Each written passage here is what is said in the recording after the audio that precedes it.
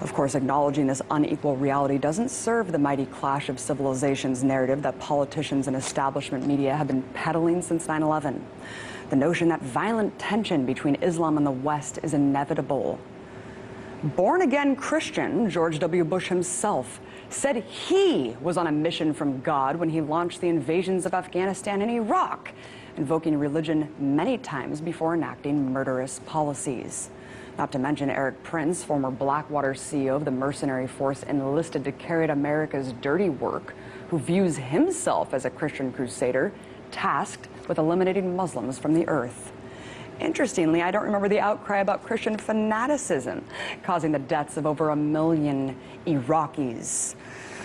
Aside from its pure insanity, this type of crusader language only exacerbates the jihadists' belief that they're indeed fighting a holy war with the West, thus justifying their martyrdom. Overall, this attack is not about Islam. It's not about childlike concepts of good and evil. It's about a system that breeds inequality and oppression, the outcomes of which are exploited, the causes complex. It's not a fight between Islam and the West. It's a fight between the most extreme and militarized ideologues on all sides.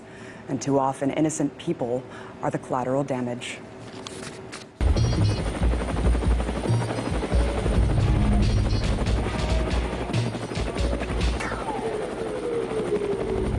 No act of terrorism takes place in a vacuum, and the attacks in Paris are no exception.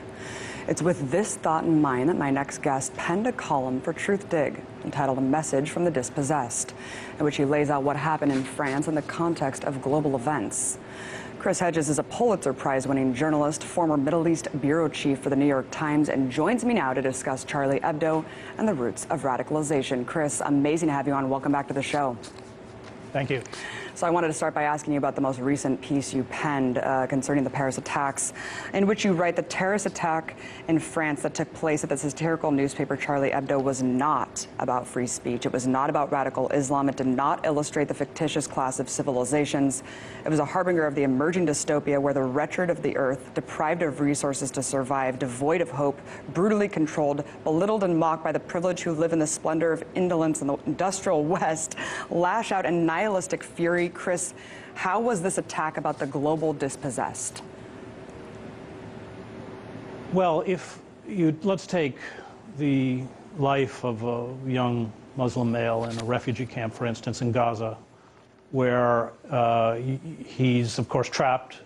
Gaza's a vast open-air prison run by the Israeli government, sleeping 10 to a floor. The water is rancid, so he has to walk blocks through the muddy alleys of the refugee camp to get drinkable water. Hunger and even malnourishment is rampant. He's lining up for food.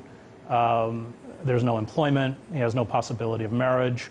The only thing that holds together his life, living on $1 a day, if that, is that call to prayer 5 times a day. The only thing that gives him any kind of dignity or self-worth is his identity as a Muslim. And when we see privileged journalists, or satirists, whatever, in the industrial North, mocking that which is all these people have to hold on to, I think it illustrates the vast misunderstanding and divide that exists between the wealthy elite of the world and over half of the world's population that lives in misery. And I think you touched on it at the top of the show, the whole idea that there's any kind of parity in a country like France, and I lived in France, I lived in Paris. You can go to prison for a year if you are a Holocaust denier and pay a $60,000 fine.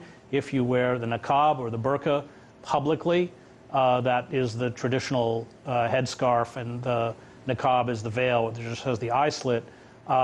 You are arrested. You have to pay a $200 fine and do community service. You're not allowed to wear a hijab, which is just a headscarf, into hospitals, government buildings. The Holocaust is taught in the French school system, and yet the War of Independence on the part of Algeria, the former French colony, where estimates are as high as 1.5 million Algerians died horrible abuses and atrocities is not taught at all. And so Muslims are told, and France is an extremely racist country. I mean, I've watched the French police pull North Africans off of the Paris metro and beat them on the platform. Constant identity checks, and they're trapped out in these ghettos, these banlieues, where they're kind of Stalinist housing projects, segregated from the rest, whether that's in Lyon or Marseille or anywhere else. So the message to Muslims is clear. Your history, your traditions, your culture don't matter.